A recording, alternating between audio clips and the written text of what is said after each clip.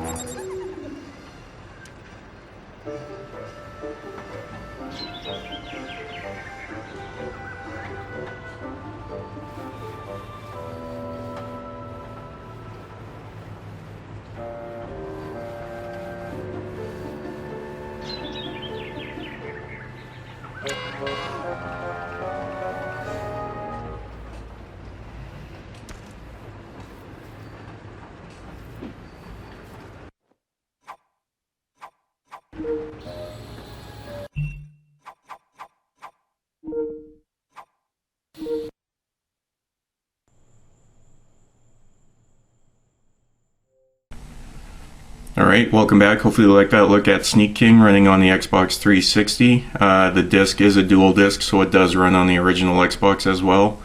So like I mentioned in the opening, this was a great promotion. When Burger King originally did this, it sold really well. It came out towards the end of the year. I actually have Wikipedia up here at the moment. So yeah, originally ran from November 19th to December 24th, 2006. And collectively, all 3 games were in the top 10 for game sales. So for only like 5 weeks, and to have 3 games in the top 10 sales of that year for 2006 is amazing. So that tells you something. So not only could you go to Burger King and get your meal, but you could also get a full-fledged game, complete with a box, manual, and then of course they also had the promotional stuff. All 3 copies of my games have the Burger King promotion, so you got way more than just a game for a couple of bucks.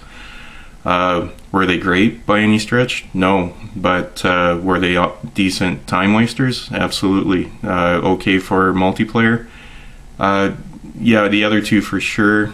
Sneak King obviously not single player, but for a fast food joint to do that and then become fairly successful, I'm surprised it hasn't been done again. So again, just looking at Wikipedia here again as well, at the time Burger King's Russell Klein would attribute the 3-game project as being the driving force behind the company's 40% quarterly sales increase.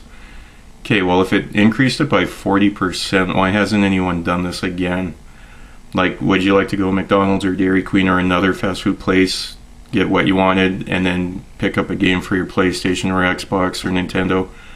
Absolutely. I know these games were originally going to be developed for the Xbox Arcade, just download only, but for them to come out with a full box, like I said, box, manual, disc, and extras in there was amazing at the time. And I actually remember when it did come out, I phoned ahead, will you guys have these available? Yes. Well, I was working midnight shifts at that time, so as soon as I got off shift, I went to Burger King for early breakfast.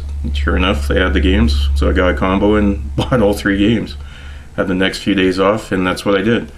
So like I said, they're decent time wasters, and you got a full-fledged game in tons of modes. But with this just being Sneak King, yeah, you just go through and you're just trying to open up more and more stuff, which is fine. It seems like they took stuff from like Metal Gear Solid and stuff, and you're just progressing through the stage, trying not to get caught, which is fine. And not only that, but the fact that they had 2 versions on one disc, and it's even on the box. So 360 wasn't fully backwards compatible, and of course the Xbox, you couldn't play 360 games, but to actually physically advertise that the disc has both versions for the original Xbox and the 360 was amazing at the time. Again, it's something I'd like to see come back. I know others said the same thing. They would like to see promotional games. This was a great thing for Burger King to do, and definitely would like to see it again. So yeah, the games were middle of the road. They weren't totally trash, but you got what you paid for. I mean, like for $4 or $5 to get a full game with achievements and try to bang those off, and people take a look at your profile and they're like, wow, you played through that? You got all these achievements? Yeah, okay, yeah, I did, but is what it is. But it's a fun time waster, and I still have copies of them. So again, they're even cheap today. These 3 you can go onto eBay or whatever, get them for a couple bucks, basically same price as back then, and you can probably even find brand new sealed copies. Again, not for a lot, but yeah, full-fledged games, really cheesy. Like you saw the opening for Sneak King, just the mascot keep popping up.